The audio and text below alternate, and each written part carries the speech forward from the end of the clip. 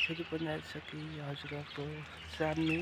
म चाहिँ अब आज चाहिँ मेरो यतातिर लिबाङतिर धेरै जाडो परिरहेको छ।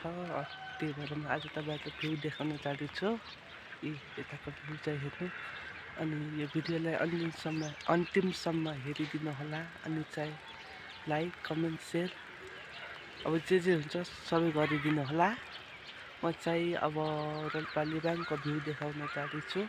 यतातिर यस्तो छ भ्यूहरू। आज चाहिँ पानी परेर सबै ठाउँ उज्यालो मानिरहेको छ। अनि म चाहिँ अब भिडियो हजुरहरूको सामने देखाउन जाँदैछु।